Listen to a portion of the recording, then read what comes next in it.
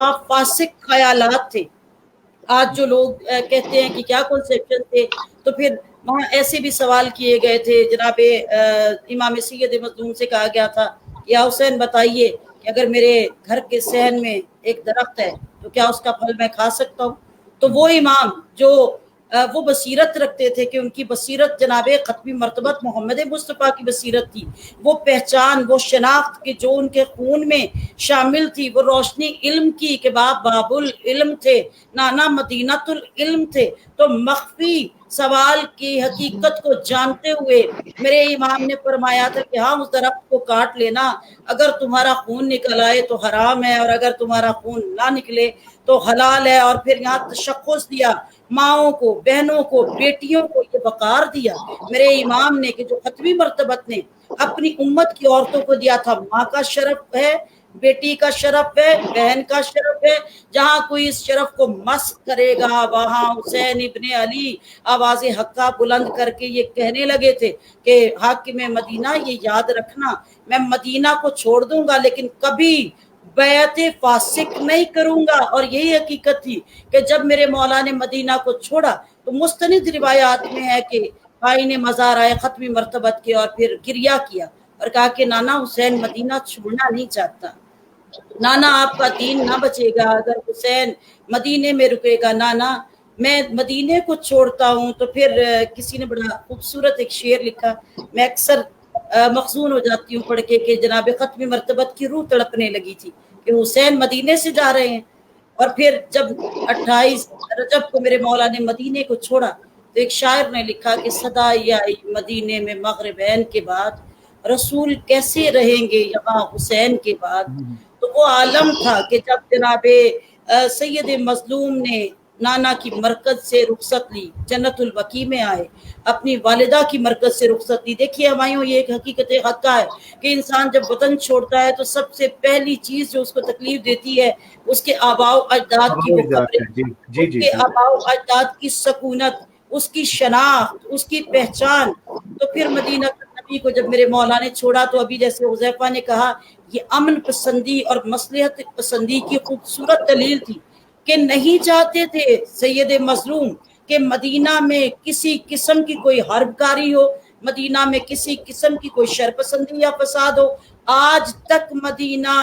Medina तो नबी लोगों के लिए बाइसे रहमत, बाइसे सकून और तमानियत है। तो यहाँ का अमन मजरू हो जाता अगर हुसैन यहाँ रुक जाते। इसलिए हुसैन ने मदीना को छोड़ के खित्ता बेगया को आबाद किया। जी,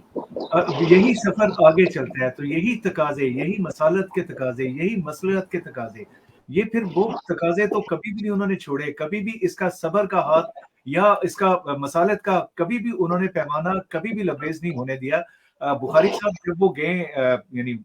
मक्का शरीफ गए, मक्का जब तशरीफ आए हैं तो मक्का में भी आके यही मसालत थी कि बजाय यानी उसमें कुछ यूं कह रहे ना जी कि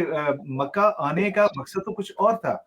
हज के अयाम से हज करना चाहते थे, मतलब उन्होंने अपने हज को भी उम्रा में तब्दील कर दिया। क्या ये अमन की एक बहुत बड़ी मिसाल नहीं थी, एक बहुत बड़ी एक निशानी नहीं थी, एक बहुत बड़ा सबूत नहीं था? मक्का तो कुछ भी नहीं करना चाह रहे,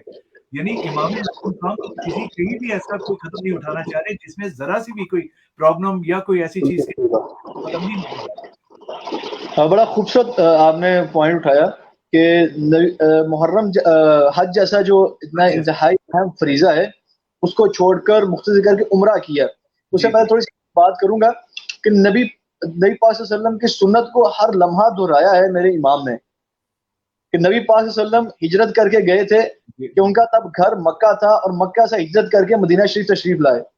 और इमाम हुसैन का घर मदीना है और मदीना से हिजरत करके मक्का तशरीफ ला रहे हैं। और इमाम नबी पाक सल्लल्लाहु अलैहि वसल्लम खुद दुआ करते थे अल्लाह ताला से कि या अल्लाह, मक्का भी हमारा वतन था लेकिन अब हमारा वतन मदीना है और हमारे दिल में मदीना की मोहब्बत वैसे ही डाल दे जैसे मक्का की है, बल्कि मक्का से भी ज्यादा डाल दे। उस मदीना मुनव्वरा को आप सोचें, अंदाजा लगाएं किस तरह, किस दिल के साथ, मखमूम दिल के साथ वो घर छोड़ा होगा जिसमें बचपन के दिन गुजारे हैं। वो कैसा वो घर छोड़ा होगा जहां पर जिस घर में नबी की गोद में खेले हैं, जिस पुष्ट पर सवारी की है, उस मस्जिद को छोड़ा है, जिस मस्जिद में नाना के सजदे तवील हो गए हैं, उस मस्जिद को छोड़ा है, उस घर को छोड़ा है جہاں ماں ایسی عظیم ماں رہتی تھی اس گھر کو چھوڑ کر آئے ہیں. اور ایک اور چیز کہ ہم لوگوں کے دل اس لیے مغموم ہوتے ہیں کہ یہ بھی نبی پاک صلی اللہ علیہ وسلم کی سنت ہے. یہ محرم کا مہینہ ہمیں غمگین اس لیے کرتا ہے. یہاں پر اکثر لوگ کہتے ہیں کہ شہید ہوئے ہیں, شہادت کا غم نہیں منانا چاہیے, سوگ نہیں منانا چاہیے. ہم تو اب شہادت کا سوگ منا رہے ہیں, غم منا رہے ہیں. نبی پاک صلی اللہ علیہ وسلم کی سیرت یہ ہے کہ امام حسین ابھی چھوٹے سے ہیں تو نبی پاک صلی اللہ علیہ وسلم بیٹھے رو رہے ہیں تو حضرت علی آئے, حضرت علی کرم الوجہ الکریم آگے پوچھتے ہیں میرے ماں باپ آپ پہ قربان, آپ کیوں رو رہے ہیں؟ آپ کے مبارک چہرے سے اتنے آنسو ٹپک رہے ہیں کہ آپ کی داڑھی مبارک تر ہو چکی ہے. تو فرمایا کہ جبرائیل ابھی آئے تھے, وہ مجھے خبر دے کر گئے ہیں کہ میرا بیٹا حسین فرات کے کنارے پیاسا شہید کر دیا جائے گا, اور وہاں کی مٹی بھی مجھے لا کے دکھائی. ابھی شہید نہیں ہوئے, ابھی جوان نہیں ہوتے امام حسین, ابھی وہاں پر کربلا میں پہنچے نہیں ہیں, پہلے سے ہی ہمیں روک کر کیا نبی پاک صلی اللہ علیہ وسلم طرز عمل دے رہے ہیں کہ میرے بیٹے حسین کا غم منانا سنت رسول ہے, اس کی یاد میں آنسو بہانا سنت رسول ہے, اس کی شہادت پہ غمگین ہونا سنت رسول ہے. نبی پاک صلی اللہ علیہ وسلم کا طرز عمل کیا تھا؟ دنیا سے پردہ کر گئے ہیں, عالم ارواح میں ہیں.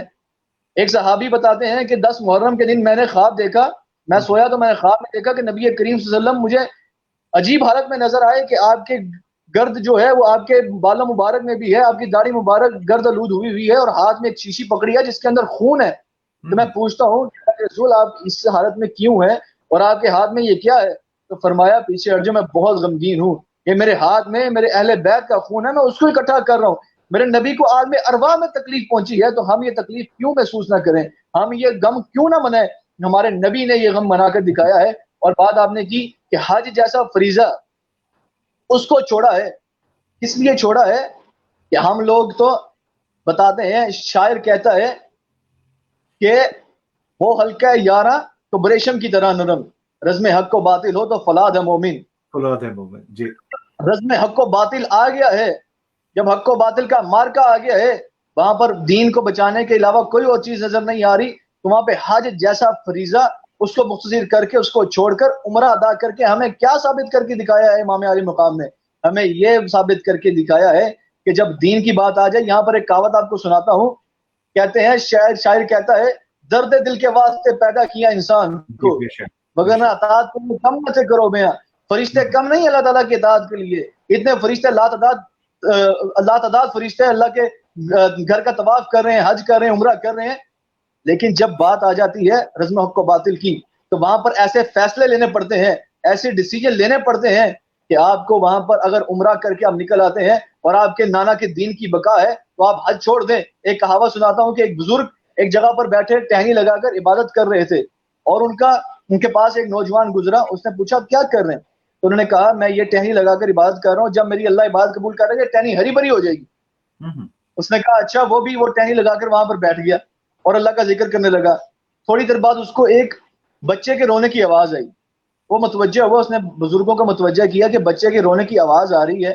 دیکھیں تو صحیح کیا ماجرا. انہوں نے کہا غصے ہوئے, ڈانٹا اس کو کہ میرے ذکر میں دخل اندازی مت کرو, مجھے ذکر کرنے دو. اس شخص نے بھی دوبارہ ذکر کرنا شروع کر دیا. تیسری دفعہ اس شخص سے رہا نہ گیا اور وہ ٹہنی وہاں پر چھوڑ کر اٹھ کر گیا, اور وہاں پر ایک معصوم بچہ وہ مشکل میں مبتلا تھا, اس کی مشکل کو دور کیا اور واپس آیا تو اس کی ٹہنی ہری بھری ہو چکی تھی, اس کی ٹہنی ہری بھری ہو چکی تھی. کیا واضح ہوا کہ کہاوت ہے بے شک, لیکن اس سے واضح یہ ہوتا ہے کہ جہاں پر بات آ جائے دین کی, جہاں پر بات آ جائے معصوموں پر ظلم کی, وہاں پر آپ یہ چیز چھوڑ سکتے ہیں, وہاں پر آپ یہ دین کی یہ چیز بدل سکتے ہیں. نبی پاک صلی اللہ علیہ وسلم نے اس اہل بیت کی خاطر ایسی ایسی چیزیں کر کے دکھائی ہیں کہ آپ یقین کریں کہ نبی پاک صلی اللہ علیہ وسلم نے فرمایا تھا کہ جمعے کے دن جو شخص دوسروں کی گردنیں پھلانگ کر آگے جائے گا گویا وہ جہنم کی طرف پل بنائے گا. اب وہی نبی پاک صلی اللہ علیہ وسلم ہے, وہی ہستی ہے, وہی ممبر رسول ہے, وہی مسجد نبوی ہے.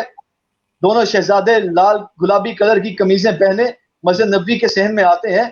ننھے منھے پاؤں ہیں, قدم مبارک ہیں, گرمی کی شدت ہے, وہ تپش برداشت نہ کر سکے تو گر گئے. نبی پاک صلی اللہ علیہ وسلم دیکھ رہے ہیں, دوبارہ کھڑے ہوئے, شدت پھر محسوس ہوئی, پھر گر گئے, تیسری دفعہ کھڑے ہوئے, پھر گر گئے. نبی پاک صلی اللہ علیہ وسلم نے خطبہ جمعہ منقطع کیا اور لوگوں کی گردنیں پھلانگ کر جا کر اٹھا کر ان کو لا کر اپنے سامنے بٹھایا. اب یہاں پر ہمارے جیسے لوگ ہوتے ہیں, ہمارے جیسے جو یہاں پہ نام ہاتھ مورخین بنے پھرتے ہیں, محققین بنے پھرتے ہیں, وہ تو نبی پاک صلی اللہ علیہ وسلم پر فتوے لگا دیتے. کہ نبی نے تو خود فرمایا تھا کہ گردنیں پھلانگنے والا جہنم کی طرف جاتا ہے، اب گردنیں پھلانگ کر کیوں گئے ہیں؟ نبی پاک صلی اللہ علیہ وسلم نے یہ ثابت کر دیا جب بات اہل بیت کی محبت کی آ جاتی ہے، جب بات اس شریعت کی آ جاتی ہے جو اہل بیت کا طرز عمل ہے، تو وہاں پر شریعت کے جو احکامات ہیں وہ تبدیل ہو جاتے ہیں، وہاں پر شریعت کے احکام بدل جاتے ہیں، کیونکہ اسی گھر سے ہمیں دین ملا تھا۔ اور نبی پاک صلی اللہ علیہ وسلم کے نواسا امام حسین علیہ السلام، یہاں پر تو اکثر لوگوں کو علیہ السلام سے چڑ ہو جاتی ہے، جب ہم لوگ کیا کہا جاتا ہے کہ یہ تو انبیاء کرام کے لیے مختص ہے، جب ہم لوگ، میں پوچھتا ہوں کہ ہمارے تمام کے تمام انبیاء کرام مرد ہیں، تمام کے تمام 1,24,000 انبیاء کرام سارے کے سارے مرد آئے، کوئی خاتون نہیں تھی، تو جب نام لیتے ہو بی بی مریم کا تب علیہ السلام کیوں لگاتے ہو؟ جب نام لیتے ہو ہاجرہ کا تب علیہ السلام کیوں لگاتے ہو؟ جب بات کرتے ہو بی بی آسیہ کی تب کیوں نام کے ساتھ علیہ السلام لگاتے ہو؟ یہ علیہ السلام، ہم لوگ عام انسان ایک دوسرے کو السلام علیکم کہتے ہیں، ایک دوسرے پر سلامتی بھیجتے ہیں، یہ تو ہستیاں وہ ہستی ہیں جن سے ہمیں دین ملا ہے، جن سے دین کی بقا ہوئی ہے۔ حج جیسے فریضے کو چھوڑ کر عمرہ ادا کر کے یہ دکھایا ہے کہ جب بات آ جائے حق و باطل کی تب یہ اہل بیت کے لیے شریعت کے احکامات بدل جاتے ہیں، جب بات آ جائے حق و باطل کی تب یہ چیزیں بعد میں سیکنڈری ہو جاتی ہیں۔ سب سے پہلے آپ یہ پرائمری جو چیز ہے جو اولین ترجیح رکھتی ہے وہ یہ ہے کہ آپ نے ظلم کو مٹانا ہے، آپ نے ظلم کے خلاف کھڑے ہونا ہے، آپ نے انصاف کا علم لے کر کھڑے ہونا ہے، آپ نے اس انصاف والوں کا ساتھ دینا ہے۔ اور یہ تو نبی پاک صلی اللہ علیہ وسلم ہمیں خود بتا کے گئے کہ سیدہ شباب اہل جنہ، اور جنتی نوجوانوں کا سردار، جس کے پاس جنت کی سرداری ہے، جس کو اس دنیا کی عارضی سرداری سے کیا لینا دینا، کہ یزید جیسے لوگوں کے لیے ہی یہ سرداریاں بنی ہیں۔ یہ ایسی سرداریاں ہزار دفعہ ہمارے آقا کے قدموں پہ قربان، ان پہ نشاور کرتے ہیں ہم، ایسی جانیں بھی اور ایسی سرداریاں بھی۔ میرے آقا کے پاس جنت کی سرداری ہے، اور جس کے پاس جنت کی سرداری ہو وہ سب کچھ کر سکتا ہے۔ اور یہ بات میں بتانا چاہتا ہوں اپنے ناظرین کو کہ جب بات آ جائے انصاف کی، ظلم کے خلاف کھڑے ہونے کی، تو میرے آقا نے، میرے امام حسین علیہ السلام نے یہ کر کے اس لیے دکھایا ہے کہ جہاں پر ظلم آ جائے اس کے لیے اگر حج بیت اللہ بھی ہو تو اس کو چھوڑ کر عمرہ ادا کر لو، لیکن ظلم کو کھڑے نہ ہونے دو، وہاں پر انصاف کا علم بلند کرو۔ مگر ایک یہ مصلحت یا مثالت کا تو یہ بہت واضح ثبوت آ جاتا ہے، بہت دیکھیں امن کی سے زیادہ بڑی مثال کوئی نہیں ملتی ہے، یعنی اس سے بڑی امن کی مثال کیوں یعنی نہیں دے سکتے۔ اس کے باوجود ان کے جو اگر سیدہ جی خانم آپ ہمیں بتائیں تو پھر اس کے بعد کیا وجوہات تھی مدینہ چھوڑنا، جبکہ ایک اتنا امن پسند انسان جو یعنی ہر طرح سے مسالت کر رہا ہے، ہر طرح سے اپنے آپ کو یعنی ہر معاملے میں آمین کہہ رہا ہے، پھر مدینہ چھوڑنے کی کیا وجوہات تھی؟ پھر کیا وجہ بنی کہ مدینہ انہیں چھوڑنا پڑا، یعنی مکہ چھوڑنا پڑا انہیں؟ جی ہمایوں بہت مدینہ کہہ گیا، مکہ کی بات۔ جی بالکل، بہت خوبصورت اور جامع انداز میں جیسے ابھی حذیفہ نے ذکر کیا، اور میں سمجھتی ہوں کہ اہل دل کے لیے یہ ذکر جو ہے وہ آنکھوں کو وضو کرنے کے لیے کافی ہوتا ہے، اور جس انداز میں بیان کیا، اور میں سمجھتی ہوں کہ مومن کی روح جو ہے وہ اس منظر کو اپنی آنکھوں سے دیکھ سکتی ہے کہ جو منظر اس وقت ہوگا۔ ابھی جیسے حذیفہ نے بیان کیا کہ جس وقت جناب سید مظلوم نے اپنے حج کو عمرے میں تبدیل کیا، تو وہاں دیکھیے بہت سے ایسی لوگ ہیں کہ جب وہ لفظوں کی ادائیگی کرتے ہیں تو وہ کہتے ہیں کہ امام پاک نے جو ہے وہ بندے ہوئے احرام توڑ دیے، حالانکہ یہ ایک غیر شرعی چیز ہے۔ غیر شرعی چیز ہے، اس بارے میں بالکل کلیریفیکیشن یہ دینا چاہوں گی کہ امام منصوص من اللہ ہوتا ہے، امام میں غلطی کی گنجائش نہیں ہوتی، اور جو شریعت کے منافی کام کرے وہ امام نہیں ہوتا۔ تو اس لیے امام پاک نے جو حج کے لیے احرام باندھے تھے ان احرام کو تبدیل کیا عمرہ مفردہ میں، اور پھر عمرے کو جو ہے وہ بائنا مطابق شریعت میرے مولا نے ادا کیا۔ ادا کرنے کے بعد مولا و آقا نے 8 ذی الحج کے دن مکہ سے روانگی جو ہے وہ اختیار کر لی تھی، اور میرے مولا و آقا نے جو ہے وہ حج ادا نہیں کیا تھا، کہ جہاں ابھی کل ایک روایت تھی بڑی خوبصورت، اس میں جناب زہیر ابن کہن جو صحابی جناب سید مظلوم ہیں اور جن کی شہادت کربلا کے میدان میں، ان کے بارے میں نے پڑھا کہ جناب زہیر ابن کہن کے بارے میں مروی ہے کہ جب وہ سفر کے اندر سفر کر رہے تھے تو وہ دیکھتے تھے کہ ہر منزل سے اگلی منزل پہ جناب سید مظلوم کا کارواں جا رہا ہے، امام حسین علیہ السلام کا کارواں جا رہا ہے، لیکن دل میں وہ اس بات سے بڑے شرمندہ تھے، پشیمان تھے کہ نواسہ رسول نے حج نہیں کیا اور میں نے حج کر لیا ہے۔ अब एक ऐसा मुकाम आया कि जिसे मुकाम ज़रवा कहते हैं। मुकाम ज़रवा पे जब पहुंचे तो फिर ज़ुहैर कहते हैं कि मैंने देखा कि इमाम के क़याम जो हैं वो लगे हुए हैं और हाशमी जवान जो है वहाँ मुज्तमा हुए हैं। तो वहाँ से पैगाम आया कि ज़ुहैर, अगर तुम हक और बातिल के मार्के के अंदर शामिल होना चाहते हो, वतवस्सौ बिल हक़ वतवस्सौ बिस सब्र, आओ फिर साबिरीन के साथ चलो, आओ हक वालों के साथ चलो। तो ज़ुहैर को जब ये पैगाम मिला तो ज़ुहैर इब्न कैन कहते हैं कि जब मैं वहाँ पहुंचा और मैंने इमाम आली मुकाम की हालत देखी तो आंखों से नीर रवा थे और कहा कि ज़ुहैर, तुम जानते हो मैं कितने कर्ब में हूँ कि मैंने उस खाना खुदा का हज नहीं किया कि जिस खाना खुदा में मेरे बाबा को परवरदिगार ने पैदाइश का वो लम्हा अता किया था कि जब खाना खुदा को इतना बड़ा शर्फ मिला था कि बैतुल्लाह बनाया गया। तो मेरे मौला व आका ने फरमाया कि ज़ुहैर, मैं बहुत गमगीन हूँ कि मेरे से वतन मदीना छूट गया, मैं गमगीन हूँ कि मैं खाना खुदा का हज ना कर सका, लेकिन मैं इस बारे में बहुत खुश हूँ कि मैं हक वालों के साथ हूँ, कि मैं हक के साथ हूँ। क्यों? क्योंकि नहीं, देखिए सवाल है कि असल में कूफियों ने धोखे से बुलाया, नहीं ऐसी कोई बात नहीं थी। देखिए कूफियों की जो हकीकत है वो इतनी ही थी कि उन्होंने दावत जरूर दी, 14,000 खतूत लिख के इमाम को बुलाया कि इमाम आप आइए। इस सवाल की तरफ आएंगे जो आप बड़ा खूबसूरत बयान का फरमा रही हैं, अगर उसी जी पे जी अगर जी बिल्कुल हम आई हूँ, मैं इस चीज को क्लैरिफिकेशन कर दूं, इस चीज के बारे में आप कॉन्फ्लिक्ट ना लीजिए। बिल्कुल जो उन्होंने कहा, कूफियों ने भी बिल्कुल 14,000 खतूत लिखे और लिख के कहा कि मौला अगर आपको मक्का में सुकूनत नहीं मिलती, मदीना में नहीं मिलती तो आप आए, हम आपके हाथ पे बैत करते हैं। और जब इमाम आली मुकाम ने, मसलहत पसंदी की बात हो रही है, इमाम आली मुकाम ने कूफे की तरफ अपने सफीर को भेजा, जनाब मुस्लिम बिन अकील को भेजा गया। लेकिन वो तारीख और रिवायात बताती हैं कि जनाब मुस्लिम बिन अकील को जो है वहाँ बहुत बुरे तरीके से उनके साथ जो है वो कातिलाना हमला करके कत्ल किया गया, शहीद किया गया, कि उनके सर को काट के दारुल अमारा पे लटका दिया गया था। ये सफीर हुसैन का अंजाम हुआ था। और ये पैगाम जब इमाम को मिला तो इस वजह से मेरे मौला ने अपनी मंजिल की जो रास्ते थे, मंजिल के जो रास्ता था वो कूफे की तरफ मुंतखब नहीं किया। फिर आपने अपने रास्ते को करबला की जानिब मोड़ लिया कि करबला वो इराक का इलाका था कि जहाँ ये कहा जाता है कि ये वो जमीन है, अर्ज़ नैनवा है, कि जिसे नबियों के लिए भी जो है इम्तिहान का करार दिया गया था। जनाब आदम यहाँ तशरीफ लाए तो जनाब आदम का घोड़ा धंस गया था इस जमीन में। जनाब इब्राहिम यहाँ तशरीफ लाए तो जनाब इब्राहिम के पाँव से खून रवा हुआ, ऐसा कांटा लगा। तो फिर ये वो मुकाम है कि जो कर्ब और बला मुज्तमा होती थी तो करबला बनती थी। तो कूफे से मेरे मौला ने जो अपना सफर मौखर किया वो इसलिए किया कि कूफियों के खतूत जरूर मिले थे, लेकिन सफीर हुसैन की शहादत के बाद मेरे मौला और आका ने अपनी मसलियत पसंदी के तहत अपने सफर को करबला की जानिब मोड़ लिया था। और कर्ब और बला, मैंने अभी चंद दिन पहले जब जिक्र हो रहा था तो ये बात की कि मेरे मौला आका ने अपनी मक्तल गाह का इंतखाब कर लिया था। वो जगह देख ली थी कि जहाँ इमाम आली मुकाम को कत्ल किया जाना था, शहीद किया जाना था। मेरे मौला आका ने अर्ज़ नैनवा को जब करीब पहुंच के देखा तो मरवी है कि फुरात की तराई के करीब मेरे मौला ने सोचा कि इसलिए क़याम लगाए जाएं कि बहुत गर्मी के अयाम है, बच्चे और मुखदरात इसमत साथ है तो यह पानी मुयस्सर होगा। फिर अर्ज़ नैनवा की मट्टी को मुश्त खाक हाथ में लेके जब सूंघी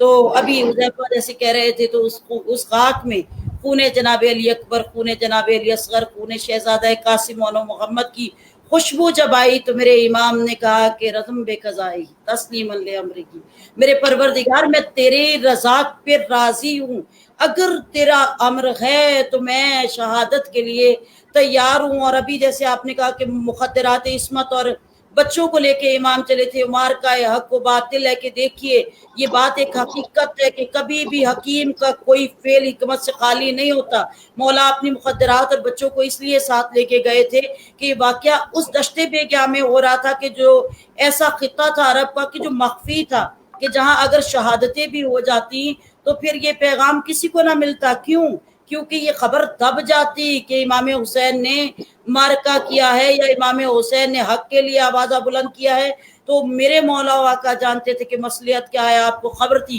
कि 11 मुहर्रम के रोज मुकद्दरात इस्मत को कैद किया जाएगा, चादरें उतार ली जाएंगी, बच्चों को कैद किया जाएगा। फिर 36 शहरों से उन्होंने देखिए तशहीर कैसे की, मैं कहती हूँ कि हक इतना खूबसूरत है कि परवरदिगार नूर की रोशनी को छुपने नहीं देता। कितना ही गहरा अंधेरा क्यों ना हो, नूर की एक शुआ उस अंधेरे को खत्म कर देती है। तो यहाँ देखिए वाकया करबला के बाद खवातीन और बच्चों का ये किरदार था कि जब 36 शहरों से इन्हें कैद करके गुजारा गया, हर शहर में बलवाए आम था और लोग पूछते थे कि हैं कौन, तो बताया जाता कि बागी हैं। जब ये जुमले कहे जाते तो मेरे चौथे इमाम फरमाते हम बागी नहीं, हम नमाजी हैं। और फिर जब लोगों को खबर मिली कि ये मोहम्मद के घर आने वाले हैं, तो फिर लोगों में एक ऐसी बगावत, एक ऐसी शोरिश उठ खड़ी हुई कि करबला का वाकया कामयाब ही तब हुआ कि जब बरसरे दरबार, बरसरे बाजार वो मुखद्दरात इस्मत आई कि जिनके घराने पे दरूदो सलाम है। जी हमारा बेशक बेशक। मैं बात कर रहा था जी कि जैसे हम यानी बुखारी साहब ऐसे होता है कि जब हम ये ऐसे वाकयात का जिक्र करते हैं तो तारीख इन वाकयात की जरूर शहादत दे रही होती, तारीख कुछ ना कुछ बता रही होती है। अब कुछ यूं भी होता है जी कि तारीख को कोई लोग अपने हिसाब से भी इस्तेमाल करते हैं, मगर आप जैसे आलम का यही एक काम होता है। अब जैसे खानम ने एक बड़ा अच्छे अंदाज से उसको बयान तो करना चाहा, यानी उसको बयान किया उन्होंने बड़े अच्छे अंदाज से किया, मगर मैं आपसे भी चाहूंगा क्योंकि ये एक मुकम्मल सवाल बनता है। हमारे वो साहब जो उन्होंने ये सवाल किया था उसका यानी मैं चाहूंगा कि बड़े तफसील के साथ अगर इसका जवाब दिया जाए। देखिए अहले कूफा ने खत लिखे, उन खतों में क्या था, ये एक तारीख का हिस्सा है। चाहेंगे कि इस पे रोशनी डालें, उस तारीख को जरूर बयान करें। एक तो ये कि उन खतूत में क्या था, और अगर उन खतूत में यानी कुछ ऐसी चीजें थी, फिर साथ हम ये भी चाहेंगे कि इमाम क्यों नहीं उस तरफ गए, क्यों उन्होंने एक इरादा यानी पहले तो इरादा था, उसके बाद इरादे को तब्दील कर दिया, उधर ना गए और ना जाना उनके लिए यानी यूं भी कह लीजिए कि एक तारीख साज यानी तारीख की एक ऐसी तारीख बननी थी जिसने वो यानी उसका वजूद आना था, जिसका उन्हें पहले से पता था। क्या ये उसी जो पेशीन गोई थी उसी का हिस्सा तो नहीं था कि इमाम बजाय कूफा जाने के अपनी वो पेशीन गोई पूरी करने चले गए जो रसूल पाक ने की? बिल्कुल। हुमायूं भाई आपको थोड़ी सी मैं एक चीज क्लैरिफाई कर दूं, बड़ी अच्छी हमारी बहन जो है सैयदा उम्मे फरवाजादी बड़े अच्छे अंदाज में एक चीज बयान कर रही थी कि अंबिया इकराम भी जब उस रास्ते पर पहुंचे, उस मंजिल पर पहुंचे, ऐसी कठिन मंजिल है कि उनको भी वहां पे तकलीफ का वहां पे सामना करना पड़ा। आप अंदाजा लगाएं कि नबियों वाला प्रोटोकॉल अल्लाह ताला ने अल्लाह के रसूल के नवासे को दिया है, नबियों वाला प्रोटोकॉल। आप देखें बचपन में जब पैदा हुए तो हजरत अली फरमाते हैं कि मैंने एक का नाम हमजा रखा और एक का नाम जाफर रखा, लेकिन नबी पाक तशरीफ लाया ने कहा मुझे आसमान से हुक्म आया है कि इन दोनों के नाम हसन हुसैन रख दो। और तारीख गवाह है कि पूरी दुनिया में हसन हुसैन उससे पहले नहीं थे। किसी का नाम हसन हुसैन नहीं था, और ये जन्नत से नाम आए और हसन हुसैन रखे गए। ये नबियों वाला प्रोटोकॉल है। सूरह मरियम में अल्लाह ताला फरमाता है कि मैं तुम्हें बेटा दे रहा हूं और उसका नाम याह्या और जिक्रिया होगा। ये नबियों वाला प्रोटोकॉल अल्लाह खुद नबियों के नाम रख रहा है, और यहाँ पर भी अल्लाह ताला नबियों वाला प्रोटोकॉल दे रहा है कि खुद नाम भेज रहा है कि इनके नाम ये रखें। वो ही नबियों वाला प्रोटोकॉल दिया कि वहां से अंबिया किराम भी गुजरे, उनको तकलीफ का सामना करना पड़ा, और यहाँ पर जब हज़रत इमाम हुसैन आए तो उनको भी तकलीफ का सामना करना पड़ा। और ये मार का हक व बातिल का ये हज़रत इमाम हुसैन ने एक नहीं लड़ा, ये बचपन से लड़ते आ रहे हैं। मुबाहला का वाकया उठा के देखें कि नबी पाक सल्लल्लाहु अलैहि वसल्लम फरमा रहे हैं कि तुम अपनी जानें लेकर आना, मैं अपनी जानें लेकर आऊंगा, तुम अपनी खवातीन लेकर आना, मैं अपनी खवातीन लेकर आऊंगा, तुम अपने बच्चे लेकर आना, मैं अपने बच्चे लेकर आऊंगा। फिर चश्मे फलक ने देखा, जब जानों की बारी आई तो नबी अपनी जान और अली की जान लेकर निकले थे। खवातीन की बारी आई तो उम्मतुल मोमिनीन भी मौजूद थी, दीगर जो खवातीन वहां पर साहबियात थी, वो नबी पाक की रूहानी बेटियां थी, वो भी वहां पर मौजूद थी। लेकिन हाथों में हाथ दिया तो हज़रत बीबी फातिमा सलामुल्लाह अलैहा का लिया। बेटों की बारी आई, बच्चों की बारी आई तो तमाम के तमाम सहाबा नबी पाक के रूहानी बेटे थे, लेकिन बेटों को लेकर किसको निकले? इमाम हसन हुसैन को लेकर निकले। ये रज़्म हक को बातिल तो शुरू से ही बचपन से ही जारी था। बचपन से ही इस दीन की सरबुलंदी के लिए, नाना के दीन की बुलंदी के लिए बचपन से ही काविशें जारी थी, कोशिशें जारी थी। ये तो अब इंतहा पहुंच गई ना कि जब अखीर हो गई, जब जुल्म की इंतहा हो गई, जब जुल्म अपनी पीक को पहुंच गया, तो वहां पर आकर फिर तर्ज अमल भी वो अपनाया कि वहां पर फिर ये नहीं देखा कि मैं जब दुनिया से चला जाऊंगा तो पीछे बीमार बेटे इमाम ज़ैनुल आबिदीन को कौन संभालेगा। वहां पर ये नहीं देखा کہ یہ بدتمیز جو نبی کے نواسے کی عزت نہیں کر رہے ہیں، ان کو پتہ ہی نہیں ہے کہ میں کون ہوں، کہ کل کو جو بیویاں یہاں پر موجود ہیں ان کے ساتھ کیا سلوک کریں گے، ان کے ساتھ رویہ کیسا ہوگا، اتنا جاہلانہ رویہ مردوں کے ساتھ ہے، کل کو میں دنیا سے چلا جاؤں گا تو ان خواتین کے ساتھ سلوک کیسا ہوگا۔ اور بات ان صاحب نے پوچھی ہمارے سے کمنٹ میں کہ کوفیوں نے دھوکے سے بلایا تھا، تو کوفیوں نے لیٹر لکھ کر ان کو بیعت کے لیے بلایا تھا، لیکن اب آپ ابھی موجودہ حالات کا موازنہ کر لیں، ابھی کرونا وائرس کے دوران لاک ڈاؤن لگا پوری دنیا میں،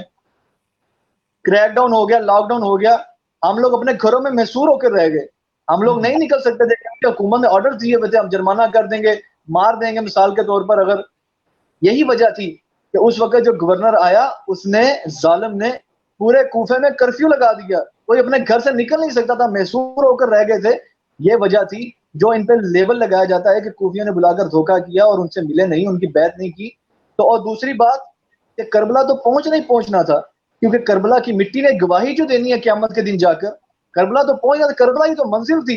کربلا کی مٹی جا کے گواہی دے گی قیامت کے دن کہ میں اس شہید کی گواہی دیتی ہوں، میں اس اون کی گواہی دیتی ہوں، اس محمد کی گواہی دیتی ہوں، میں علی اصغر کی گواہی دیتی ہوں، میں علی اکبر کے خون کی گواہی دیتی ہوں، میں یہاں پر گواہی دیتی ہوں کہ میرے اوپر امام حسین نے سجدہ کیا آخری تکلیف کے اندر زخمی حالت میں۔ آپ یقین کریں ہمایوں بھائی، ہمارے ہاں یہ اگر آپ کسی ایک ہمارے چھوٹے بچے کو آپ کے بچے کو تھپڑ لگا دے، ہمارا رویہ کیا ہوگا؟ ہم اپنے گھر میں دیں گے، ہم ساری زندگی سے قطع تعلق ہو جائیں گے۔ آپ یہ دیکھیں کہ پیاسا بچہ 6 ماہ کا علی اصغر لے کر گود میں کہا کہ میرے سے دشمنی ہو سکتی ہے، میرے سے تمہیں کوئی عداوت ہو سکتی ہے، اس بچے سے دشمنی کیا ہے؟ اور اس بچے کی جو آگے ایک بچہ آپ نے آگے رکھا، اس کو جواب میں کیا ملا؟ کسی نے آگے پانی کی زنبیل دی تھی؟ کسی نے آگے پانی کا پیالہ دیا تھا، کٹورا دیا تھا؟ نہیں، ایسا تیر لگا تھا، میں ایک روایت میں پڑھا تھا کہ جس کے 12 رخ تھے، 12 سرے تھے جس کے، اور وہ علی اصغر کے حلق میں پیوست ہوا۔ اور یقین جانے کیا بیتے گی آپ کے اوپر، آپ کا بچہ آج بیمار ہو جائے، ہمارے دلوں میں چھریاں چل جاتی ہیں۔ اور میں سلام پیش کرتا ہوں ان کی اس استقلال کو، ان کے عزم کو، ان کے ثابت قدمی کو، کہ وہ چلو میں ہاتھ میں خون لیا علی اصغر کا تو آسمان کی طرف اچھال کے صرف اتنا کہا میرے آقا نے، میرے امام نے، کہ یہ تیرے نبی کی اولاد کا خون ہے، تو وہ اللہ ہے جو ایک اونٹنی کے بچے کے قتل پر عذاب نازل کر دیتا ہے، یہ تو پھر تیرے نبی کی اولاد ہے۔ آپ یقین کریں کہ یہ بھائی نے سوال کیا، اور میرے خیال میں دوبارہ ان کمنٹ ہے میں پڑھ نہیں سکا، میں ضرور جواب دیتا ہوں ان کے دوسرے سوال کا بھی۔ تو کوفیوں پہ جو لیبل ایک لگایا جاتا ہے، جو ایلیگیشن لگایا جاتا ہے کہ انہوں نے دھوکے سے بلایا اور ان کے اوپر کیا کہتے ہیں ان کی بیعت نہیں کر سکے۔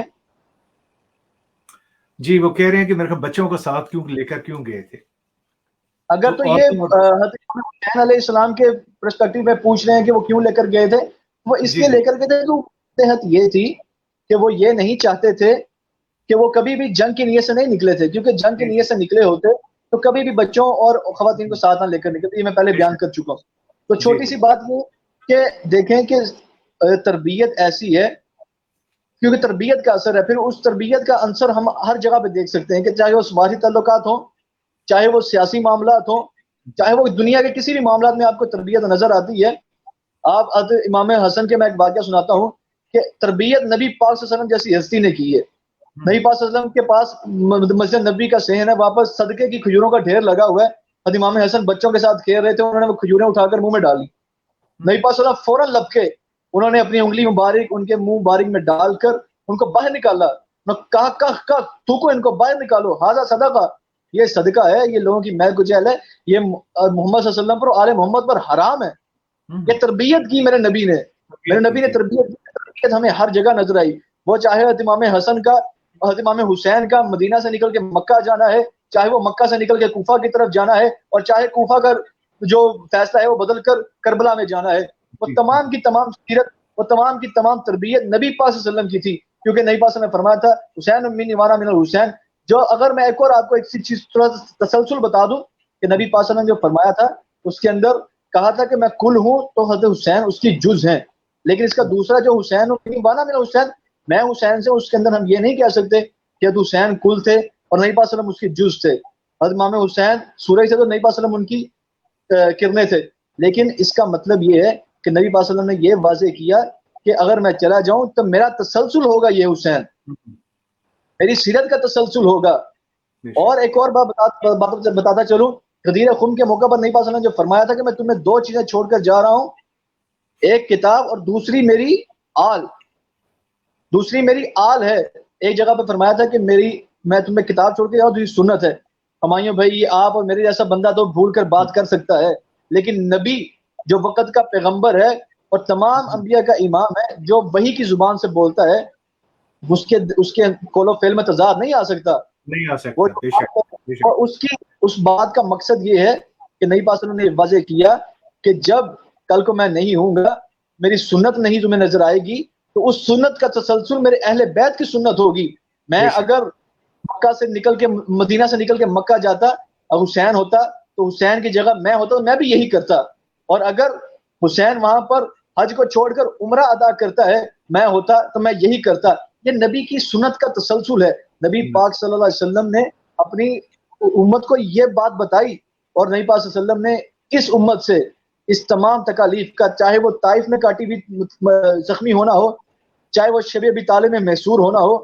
چاہے وہ ان کے تان و تشنیع سننا ہو، اس کے بدلے میں نبی پاک صلی اللہ علیہ وسلم نے ہم سے کچھ نہیں مانگا، سوائے مانگی ہے تو اہل بیت کی محبت. اور اہل بیت کی محبت کا بتاتا جب نبی پاک صلی اللہ علیہ وسلم نے فرمایا، جامع ترمذی کی حدیث ہے، صحابی کہتے ہیں کہ نبی پاک صلی اللہ علیہ وسلم نے فرمایا کہ جو شخص جس نے ان کو اور ان کے والدین کو محبوب رکھا، حضرت امام حسن و حسین کو، حضرت فاطمہ کو، حضرت علی المرتضیٰ کرم اللہ وجہ الکریم کو محبوب رکھا، اے اللہ اس کو تو محبوب رکھنا. اللہ تعالیٰ کے محبوب ہونے کا طریقہ یہ ہے کہ ہم اہل بیت سے محبت کریں، ہم نبی پاک صلی اللہ علیہ وسلم سے محبت کریں. جی بخاری صاحب، بات ہے کہ ہم سوال تو کرتے ہیں کیوں گئے، کیسے گئے، کس لیے گئے. اچھا، یہ سوال بڑا ایک، یعنی ہم بے شک اس کی تاریخ کے الجھاؤں میں الجھتے ہیں، ہم بات بھی کرتے ہیں، ہم اس کے جوابات بھی دیتے ہیں، مگر ایک واضح ایک نظر نہیں آتا. اگر یعنی ہم دیکھیں تو وہ تو دین کو بچانے گئے تھے، وہ تو دین کا سربلندی کے لیے گئے تھے، وہ تو اس جی کہ اس بات کو پورا کرنے گئے تھے جو خدا تعالیٰ سے ایک جس کا وعدہ کیا گیا تھا. اچھا، اب آپ نے ایک بات کیجیے کہ ان کی تربیت، اب ان کی تربیت کہاں سے ہوئی تھی، ان کی تربیت کس طرح سے ہوئی تھی؟ کیا اس کی تربیت ایک ایسا ایک بڑی واضح طریقے سے، ایک بڑے واضح یعنی یوں کہہ لیجیے کہ ایک ثابت کرتی کہ یہ تربیت ایسی تھی کہ جہاں پہ وہ شہید ہو رہے ہیں وہ جگہ بھی انہوں نے خریدی، اس جگہ کی بھی انہوں نے قیمت ادا کی، 60,000 درم یا دینار اس ٹائم خریدا، اور انہوں نے کہا جی کہ میں اس کی بھی جو قرض ہے میں ادا کر کے جا رہا ہوں. اور آج ہم سوال کرتے ہیں وہ کیوں گئے، کیسے گئے، یعنی یہ تربیت کی ایک کتنی خوبصورت مثال ہے. اگر ہم آج بات کریں بخاری صاحب، ہم جس بات سے ہمیشہ ہم یہ تو ذکر کرتے ہیں ایسے گئے، اس طرح ان کے ساتھ ہوا، انہوں نے یہ کیا، مگر کبھی دیکھا ہے کہ ان کا فلسفہ کیا تھا، ان کا پیغام کیا تھا، حسینیت پیغام تھا کیا، حسینیت مقصد کیا تھا، یہ جو سارا کچھ کرنے کا. اگر اس پہ آپ روشنی ڈالیں بخاری صاحب، ہم سارا کچھ کہتے ہیں، سارا کچھ کرتے ہیں، تاریخ کو بھی کھنگالتے ہیں، اس کو اپنے حساب سے استعمال بھی کرتے ہیں، مگر کبھی بھی حسین کے اصل پیغام کی طرف بھی ہم کبھی گئے ہیں؟ بالکل صحیح بات ہے. بڑا اچھا آپ نے کوشچن کیا ہے. فلسفہ کے حوالے سے ہم لوگ سب کچھ پڑھتے ہیں، تاریخ کے اوراق کو پلٹ کے دیکھتے ہیں، کھنگال کے دیکھتے ہیں، واعظین کے واعظ کو بھی سنتے ہیں، مبلغین کے جو ان کا خطابات ہیں ان کو بھی سنتے ہیں، لیکن کبھی ہم نے اندازہ لگایا ہے کہ سب کچھ کا پیچھے مقصد کیا تھا. امام حسین علیہ السلام نے ان بچوں کی قربانیاں کیوں دی، ان خواتین کی جو عصمت دری کی گئی وہ کیوں کروائی گئی، آپ اپنے وطن کو چھوڑ کر وہاں پر کیوں آئے؟ وجہ صرف اور صرف یہ تھی، لاجک یہ تھی، کیونکہ اللہ تعالیٰ نے کوئی بھی دنیا میں چیز بے مقصد نہیں کی، ہر چیز کے پیچھے مقصد ہے، ہر چیز کے پیچھے لاجک ہے. آپ یقین کریں، اب یہ چاند کو ہم لے لیں، چاند ہمیں چاند کی طریقے بتاتا ہے. ابھی محرم کا پتہ چلا، کیسے پتہ چلا؟ ہم نے چاند کو دیکھا، چاند کا مقصد ہے. سورج کو اللہ تعالیٰ نے تخلیق کیا، اس کا کیا مقصد ہے کہ ہمیں دن کے طلوع ہونے کا پتہ چلتا ہے، اس کی جو روشنی ہے اس سے ہم لوگ درجہ جو حرارت ہے اس کو بھی حاصل کرتے ہیں. اسی طرح ہر چیز کا مقصد ہے. آپ یقین کریں کہ ہمارے پاس دین کے جو ارکان ہیں، ارکان اسلام ہے، اس کا بھی مقصد ہے کہ قرآن پاک میں اللہ فرماتا ہے یا ایھا الذین آمنوا کتب علیکم الصیام کما کتب علی الذین من قبلکم لعلکم تتقون. ہم نے تم پہ روزے اس لیے فرض کیے، مقصد ہے کہ تقوی حاصل کرو، متقی بن جاؤ، پرہیزگار بن جاؤ. نبی پاک نے فرمایا نماز تم پہ اس لیے فرض کی ہے کہ تمہیں یہ صلاۃ الفحشاء والمنکر، کہ یہ تمہیں منکرات سے، برائیوں سے اور فحاشی سے روکے گی. ہر چیز کا مقصد ہے. اسی طرح حضرت امام حسین علیہ السلام کا کربلا میں پہنچنا، وہاں پر اپنے چھوٹے چھوٹے بچوں کی، بھتیجوں کی، بھانجوں کی قربانیاں دینا، اور حتیٰ کہ اپنی قربانی بھی دینا، اس کے پیچھے فلسفہ مقصد یہ ہے کہ جب باطل آ جائے اس کے سامنے ڈرنا نہیں ہے، اس کے سامنے تمہیں اپنی جان بھی قربان کرنی پڑے۔ نبی پاک صلی اللہ علیہ وسلم نے فرمایا تھا کہ اس شخص کی دعا کبھی بھی رد نہیں ہوتی جو شخص ظالم جابر حکمران کے سامنے کھڑا ہو جاتا ہے۔ ظالم جابر حکمران کے سامنے کھڑے ہونے والا مرد مومن ہے، مرد حق ہے۔ اور نبی پاک صلی اللہ علیہ وسلم کی اس حدیث کے بعد آپ اندازہ لگائیں کہ اگر نبی پاک صلی اللہ علیہ وسلم کے نواسے حضرت امام حسین علیہ السلام جو جنتی نوجوانوں کے سردار ہیں، جن کے پاس جنت کی سرداری ہے، اگر وہ اللہ تعالیٰ سے دعا کر لیتے، اشارہ کر دیتے، دریا خود ان کے پاس آ جاتا، ان کے پیاسے بچوں کی پیاس بجھ جاتی، آسمان سے بارشیں نازل ہو جاتی ان کے لیے۔ وہ ایسے فضائل پر مبنی لوگ، ایسی ان کے پاس فضائل، ایسی شان، ایسی عظمت، ایسی بلندیاں، ایسی رفتیں کہ آپ اندازہ لگائیں کہ ابو ہریرہ رضی اللہ عنہ فرماتے ہیں کہ میں ایک دن مسجد نبی میں بیٹھا تھا اور درس دے رہا تھا حدیث کا، کہ اتنے میں حضرت امام حسین گزرے، تو میں نے تمام اپنے شاگردوں کو مخاطب کر کے کہا، درس حدیث روک کر، حدیث کا سبق روک کر کہا، میں نے اگر تم نے کوئی اس وقت روئے زمین پر اللہ کا سب سے زیادہ مقرب، اللہ کا سب سے زیادہ محبوب بندہ دیکھنا تو وہ جا رہا ہے۔ صحابہ نے مڑ کر دیکھا تو وہ حضرت امام حسین تھے۔ اس وقت روئے زمین پر اللہ کے سب سے محبوب گھرانہ، اللہ کی سب سے محبوب شخصیت، نبی پاک صلی اللہ علیہ وسلم کا گھرانہ، اگر وہ دعا کرتا اللہ تعالیٰ سے تو اللہ تعالیٰ ان کے لیے دریاؤں کے رخ موڑ دیتا، پانی خود ان کے پاس چل کر آ جاتا اور ان کی پیاس کی شدت کو ختم کرتا۔ لیکن پیاسا رہ کر شہادت کا جام پی کر یہ واضح کیا کہ جب باطل سامنے آ جائے تو حق کو کبھی جھکنا نہیں ہے، کبھی بھی کبھی برائی ہوتا دیکھو سامنے جھکنا نہیں ہے، چاہے وہ کتنا بھی پرزور ہو، کتنی بھی پاور والا ہو۔ آپ کم از کم اللہ تعالیٰ کے آگے جا کے کہنے والے یہ تو ہوں گے کہ یا اللہ جتنی تو نے سکت دی تھی، جتنی تو نے استطاعت دی تھی۔ آپ فلسفہ دیکھیں، طریقہ کار دیکھیں، سب کچھ لٹوا کر، اپنے بچوں کو شہید کروا کر، جسم کو زخمی کروا کر، سجدے میں جا کے کیا اللہ تعالیٰ سے دعا کر رہے ہیں کہ یا اللہ تیری رضا پر راضی، یا اللہ تیری رضا پر راضی۔ یہ فلسفہ ہے، یہ فلسفہ ہے، یہ فلسفہ ہے، یہ مقصد ہے کہ جب برائی کو ہوتا دیکھو، تمہیں اللہ تعالیٰ جتنی استطاعت دی ہے، ہاتھ سے روک سکتے ہو ہاتھ سے روک لو، زبان سے روک سکتے ہو زبان سے روک لو، آخر میں دل سے برا جان سکتے ہو دل سے برا جانو۔ آپ یقین کریں ہمایوں بھائی، اتنا افسوس ہوتا ہے، اتنا دکھ ہوتا ہے، تاریخ اٹھا کر دیکھتے ہیں کیا نظر آتا ہے کہ بچپن کے سارے واقعات نظر آتے ہیں حضرت امام حسن حسین کے، شہادت کے واقعات نظر آتے ہیں، پیسے کے زور پر، پیسے کے زور پر، اقتدار کے زور پر جتنی روایات تھیں، جتنی ان کی شان میں احادیث تھیں، ان کو ختم کر دیا گیا، وہ چیپٹرز نکال دیے گئے۔ آپ یقین کریں ایسی کتابیں، رحمت اللہ العالمین کتاب ہے، اس کے اندر حضرت امام حسن حسین میں پورا پورا چیپٹر تھا۔ آپ یقین کریں اچھے سے ہمارے یہاں پبلشرز آگے ہیں کہ جنہوں نے ان کو ختم ہی کر دیا، ان چیپٹرز کو نکال دیا۔ بخاری سے مگر کیا منہ دکھانا ہے ہم نے؟ جی بے شک، مگر وہی چیز ہے جی کہ ان کا چاہے اوائل عمری یا ان کا آخری، یہی ثابت کرتا ہے کہ ان کے کیا افکار تھے، کیا ان کے، یعنی اگر فلسفے کی رو سے بھی دیکھیں تو دیکھیں جتنی مثالت ان میں نظر آتی، جو مصلحت جس طرح بھی دنیا نے چاہا اسی طرح انہوں نے اپنے آپ کو کیا، اور پھر وہی بات ہے کہ اس روایت کو نبھایا۔ آج بھی بخاری صاحب اگر ہم اپنے دین کو اٹھا کے دیکھیں تو یا تو میرے عظیم پیغمبر کے نام سے اس دین کو پہچانا جا رہا ہے، یا پھر اس امام عالی مقام کے نام سے پہچانا جا رہا ہے۔ اس دین کو دو ہی نام ملے، دو ہی ایسے شخصیت ملی جن کے نام سے اس دین کو زندہ کیا گیا۔ بے شک یہ دین اسی طرح زندہ ہے اور رہے گا، مگر انشاءاللہ پھر آ جاتی جی کہ ہم پھر آج ہم محرم کا جب ٹائم آتا ہے، محرم کے دن آتے ہیں، انہی ایام میں ہم ضرور ان چیزوں کو یاد کرتے ہیں۔ پھر دوسری بات ہے کہ کبھی کبھی اپنے مقاصد کے لیے، اپنے مقصد کے لیے ہم ان کو ضرور یاد کرتے ہیں، مگر وہ بھی چنیدہ جیسے چن چن کے، مگر ہم نے کبھی اس فلسفے کو اپنے اوپر لاگو کرنے کی کوشش نہیں کی، کبھی اس افکار کو، اس یعنی جو ان کے کردار کے جو خاص پہلو تھے، کبھی بھی اپنے آپ کو اس پہ۔ اچھا پھر سب سے بڑی بات ہے، جس مقصد کے لیے انہوں نے اپنے آپ کو قربان کیا،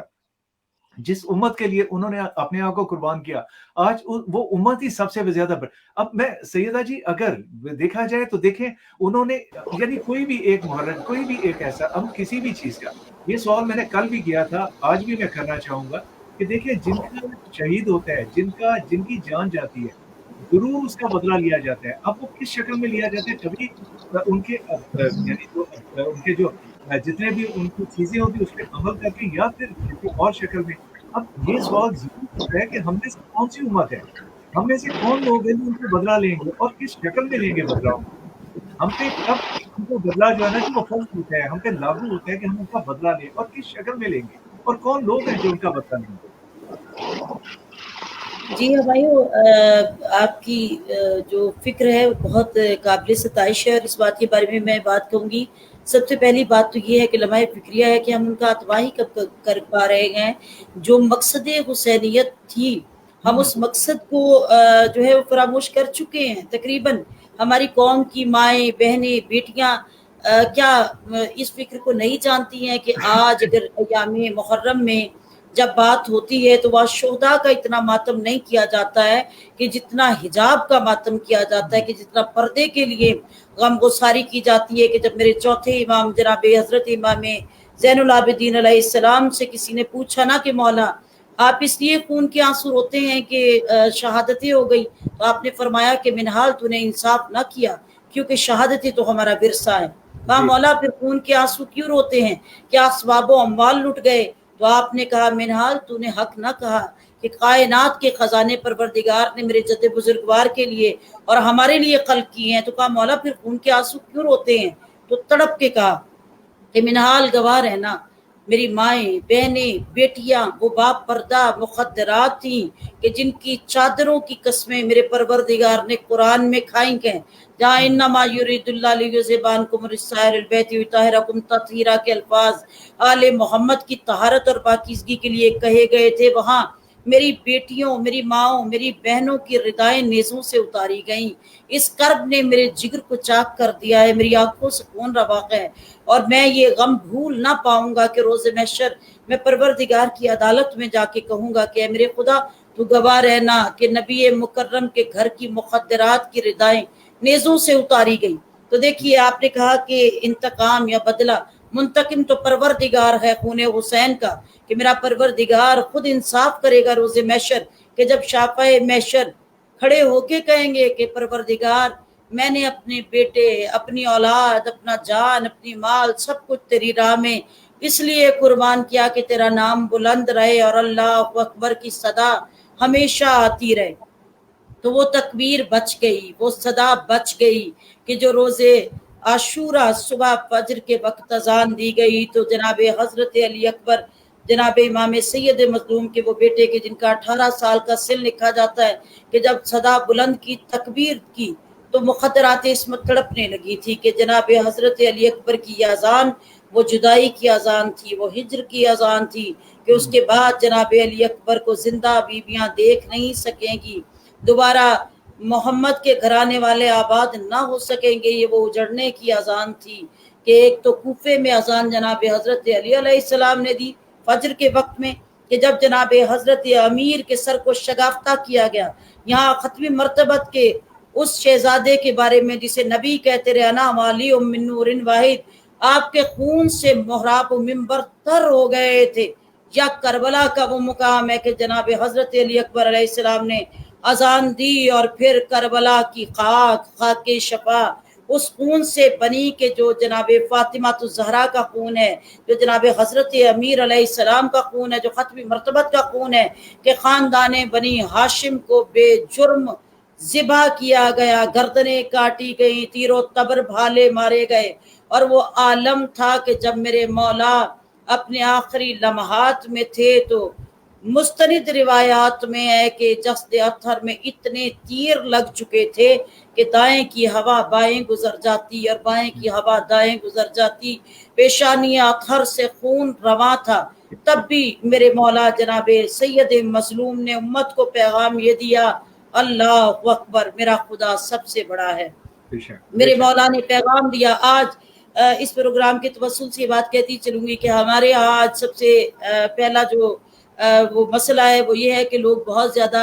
वो मसाइल डिस्कस करते हैं जो डिस्प्यूटेड है, लेकिन ये नहीं देखते कि इमाम ने पैगाम जो दिया वो ये दिया कि आकिमुस्सलात, नमाज को कायम करो, किसी भी आलम में, किसी भी हालत में नमाज को कायम करो। आज लोग नमाजी तो भूल गए हैं, आज लोग शरई मसाइल एक दूसरे से पूछते हैं, एक दूसरे से डिस्प्यूटेड मैटर्स डिस्कस करते हैं, लेकिन सदैव मैं ये समझती हूँ कि सबसे पहले तो हमें पैगाम जो करबला ने दिया वो कहा कि मुस्सलात, नमाज को कायम करो। मेरे मौला व आका ने नमाज को उस आलम में कायम किया कि जब तमाम जस्द अतर खून में तर था, पेशानी बुरीदा हो चुकी थी, जब मेरे मौला के असहाब व अंसार मारे गए थे, बेबसी और कर्ब के आलम में भी मेरे मौला ने जब सजदाए शुक्र अदा किया तो कहा शुक्र लिल्लाह, ए मेरे खुदा मैं तेरा इस आलम में भी शुक्र अदा करता हूँ। रज़म बे कज़ाई, मेरे अल्लाह मैं तेरी कज़ा पे राजी हूँ। तो आज हम किस तरफ जा रहे हैं? हम करबला के पैगाम को समझ नहीं पाए। हर हालत में शुक्र कीजिए, मसाइब व आलाम में शुक्र अदा कीजिए, अपने परवरदिगार की हकीकत को जानिए कि वो अकबर है, वो कबीर है, वो मालिक है, वो रासिक है, वो कादिर है, अला कुल्ले शाइन कदीर है। और उसकी वादानियत को बचाने इमाम मजलूम ने करबला में जो खून के चराग रोशन किए वो बस इसलिए कि हुसैन का घराना बचे या ना बचे, दीने मुस्तफवी बच जाए, मोहम्मद की नबूवत बच जाए, खुदा की वहदानियत बच जाए। आज 1400 साल के बाद तकबीर भी जिंदा है, कलमा भी जिंदा है, नबूवत भी जिंदा है, खत्म नबूवत भी जिंदा है, और इमाम हुसैन अलैहिस्सलाम ता क़यामत जिंदा हैं। जो कहते हैं आप जिंदों का मातम करते हैं, इसके बारे में भी बात कहती चलूंगी कि बहुत खूबसूरत आलम था कि जब जनाब हजरत यूसुफ के वालिद जो पैगंबर खुदा थे, उनको खबर थी कि यूसुफ जिंदा हैं, आंखों से नीर बहाते रहे, इतना रोए कि आंखें सफेद हो गई। और फिर जनाब हजरत यूसुफ का खून न था कुर्ते पे, लेकिन भाइयों ने जो कुर्ता ला के दिया उस पे ज़बीहा का खून लगा था। चेहरे पे पैगंबर खुदा वो कुर्ता डाल के इतना गिरिया करते कि आपकी तमाम आंखों की पुतलियां सफेद हो गईं, बिनाई खत्म हो गई थी। क्या पैगंबर खुदा ना जानते थे कि यूसुफ जिंदा हैं? बात यह है कि जब गम और तकलीफ दिल में लगती है तो आंखों से आंसू बहने लगते हैं। तो नवासा रसूल का गम वो गम है कि जो आंखों को नम नहीं, दिल को मखजून करता है। जो जो दिल मखजून होते हैं उनकी आंखें बावजू होती हैं। और इन आंसू का इफ्जाना क्या है, उजरत क्या है? जनाब फातिमा ज़हरा सलामुल्लाह अलैहा फरमाती हैं कि अगर कोई एक आंसू अपनी आंख से निकालता है तो उस आंसू का ये अजर और सवाब है कि रोज़ महशर उस आंसू को मैं बारगाह हादियत में पेश करके कहूँगी, अल्लाह ये मेरे हुसैन के लिए रोया था, तो उसके गुनाहों की माफ़ी कर दे। और उस आंसू का कितना बड़ा अजर है, कितनी बड़ी हकीकत है कि जो मोहब्बत इमाम सैयद शुहदा में बहाया जाता है। कि एक बड़ा खूबसूरत शेर है कि जब जनाब इमाम सादिक से पूछा गया ना, मेरे मौला का जब मोमिन बरज़ख होता हुआ सिरात पे पहुंचेगा तो क्या आलम होगा, ये गिरिया जो करते हैं इमाम हुसैन के लिए इसका क्या सवाब मिलेगा? तो तब मेरे मौला आका ने कहा कि मोमिन पुले सिरात से मिसले बर्क गुजर जाएगा और फिर जहन्नुम कह रही होगी परवरदिगार से जल्दी गुजार दे, ये ना हो कि मेरी आग इसकी तमानियत से, इसके सुकून से, इसकी इबादत की ठंडक से ठंडी हो जाए। तो मैं कहा करती हूँ कि बड़ा खूबसूरत वो मुकाम होगा कि जब कहा जाएगा अली वालों जरा जल्दी करो पुल से गुजरने की, अदू के वास्ते मैं कुछ ज्यादा जर्द हो जाऊं। दोज़ख कहेगी अदू के वास्ते मैं कुछ ज्यादा जर्द हो जाऊं, तुम्हारे दिल के अंदर है अली के प्यार की ठंडक, कहीं ऐसा ना हो मैं एहतरामन सर्द हो जाऊं। तो सैयद शुहदा की याद में बहाए गए आंसुओं का इफ्जाना उजरत ये है, जजा ये है कि नारे जहन्नुम उस शख्स पे हराम हो जाती है जो मोहब्बत व अकीदत से मोहम्मद के उजड़े हुए घराने का पुरसा देता है, अपनी आंखों को बावजू करता है। तो मैं दुआ गो हूँ कि हुर्मत मुहर्रम को समझते हुए हम तमाम जितने मुस्लिम और गैर मुस्लिम लोग हैं इस महीने की तकरीम को, इस महीने की इज्जत को, शरफ को समझे कि सैयद शुहदा का भरा घर उजड़ गया तो यहाँ कॉन्फ्लिक्टेड बात ना कीजिए, या मोहम्मद के घर के उजड़ने के लिए पुरसा पेश कीजिए कि जो हमारे लिए बाइस निजात बन जाए कि रोज़े महशर शाफिए महशर खत्मी मर्तबत हमसे राजी हो जाए। जी अमन, बहुत शुक्रिया जी। और आज की नशिस्त का एहतमाम होता है, हम कोशिश कीजिए और सैयदा जी आपकी तरफ से हमेशा बड़ा खूबसूरत पैगाम आता है, खूबसूरत अंदाज़ होता है। हमारा मकसद भी जो है वो यही होता है जी कि जो इमाम अली मुकाम का जो फ़लसफ़ा था, जिसकी खातिर उन्होंने बिल्कुल, जान दी, कम से कम वो चीज़ें सामने लाएँ। हम कोई डिस्प्यूटेड चीज़ ऐसी नहीं लाना चाहते जिस पे कोई भी कंट्रोवर्सी पैदा हो, और हमारा मकसद भी नहीं है और ऐसा होता भी नहीं है। और हमारी बेशक, कोशिश क जो हमारा मकसद है ये प्रोग्राम करने का वो भी यही है। आज पूरी दुनिया में बल्कि अभी आपने कहा है जी कि आलम इस्लाम और गैर मुस्लिम भी जो है, मैं समझता हूँ कि आज गैर मुस्लिम जो है वो मेरा ख़्याल है कि ज़्यादा हमसे यानी हम मुसलमानों से ज़्यादा बिल्कुल, उन पे अमल कर रहे हैं और उससे ज़्यादा इस्तिफ़ादा है। हमें भी ये कम से कम ये थोड़ा-सा ना जी इस पे जाना चाहिए, देखना चाहिए। हमें ये फ़लसफ़ा जो है उसको उस एंगल से भी देखना चाहिए कि इसमें ये शहादत जो थी, ये किस मकसद के लिए दी गई थी? उसका बिल्कुल। असल मकसद क्या था? मस्बूत पीछे उसकी क्या पैगामात, बिल्कुल मस्बूत हाँ, पैगामात। देखिए जो ये मुफ़्त जो पैगाम मिंबरों पे इस वक़्त तकारीर कर रहे हैं, मिंबरों पे मजालिस पढ़ रहे हैं, इंक्लूडिंग ख़वातीन, मर्द हज़रात, जहाँ-जहाँ पैगाम हुसैन इब्न अली पहुँचा रहे हैं, तो वहाँ मौला की मसलियत पसंदी का पैगाम पहुँचाइए, अमन का पैगाम पहुँचाइए, अमन का मोहम्मद पैगाम मुस्तफ़ा के पहुँचाइए। लाल आप की ये वो ज़रूरी हकीकत है, बताइए कि हम सब मुसलमान एक हैं, हम आप सबके लिए दीन आप मुस्तफ़ा उनकी की कल भी मसलत काबिल-ए-एहतराम था, आज भी काबिल-ए-एहतराम है। उनकी मसलत या मसलत पसंदी वो बताइए, बिल्कुल, उनका जो बिल्कुल। फ़लसफ़ा हर था वो मसलब से बाला-तर होके, जो बिल्कुल जो ऐसे ही। सब्र का है वो बताइए। अब जिसने जो किया है वो सबको पता है। हम ऐसी चीज़ें करते हैं, हम बताते हैं, मगर पता नहीं बिल्कुल, क्यों जी आज हमारे उलमा भी हम बहुत एहतराम के साथ क्योंकि वो ज़्यादा बेहतर जानते हैं, हम उनसे उनसे गुस्ताखी तो नहीं कर सकते जी या कोई उनसे कोई हम किस तरह इख्तिलाफ़ करें। बहरहाल जी बहुत शुक्रिया। हमेशा आपकी तरफ से खूबसूरत सलामत। पैगाम आता है और बहुत ही अमन पसंद। इसी तरह अगर सारे उलमा हमारे सारे स्कॉलर इसी तरह आज का खूबसूरत प्रोग्राम जी उसका एख्तिताम और बहुत शुक्रिया सैयदा जी इंशाल्लाह दोबारा फिर आपको तकलीफ देंगे। हमारा ये सिलसिला तो चलता रहेगा जी मुहर्रम यानी 10 तक और इंशाल्लाह अच्छे-अच्छे मुकर्रर हमारे साथ आ रहे हैं। बहुत शुक्रिया जी हमारे दोस्तों का आने का। हमारे दोस्त से इजाज़ नदीम आप लेट आए हैं यार आज थोड़ा-सा लेट हो गए हैं। थैंक यू वेरी मच बहरहाल नेक्स्ट टाइम प्रोग्राम पे टाइम पे आइएगा। बहुत शुक्रिया जी और इजाज़त अब चाहूँगा जी नाज़रीन अपने तमाम दोस्तों से एचएस के प्लेटफ़ॉर्म से अब इंशाल्लाह नेक्स्ट प्रोग्राम तक और नेक्स्ट प्रोग्राम इंशाल्लाह कल जी और किसी अच्छे मुकर्रर के साथ बहुत शुक्रिया और जाते-जाते वही जी कि अपना ख़्याल कीजिए जो हमारे यानी इन शुहदा का जो पैगामात हैं जो उनका मकसद है, जो शहादत का मकसद है वो ज़रूर याद रखिए और उस मकसद की खातिर कम से कम आपसे जो कुछ बन सकते हैं, जो हिस्सा डाल सकते हैं, सिर्फ़ उनकी बातों पे अमल करके, उनके जो अमल हैं, उन पे थोड़ा-सा उनको सामने रख के। तो बहुत शुक्रिया जी। अल्लाह हाफ़िज़ जी और in until the next programme जी इंशा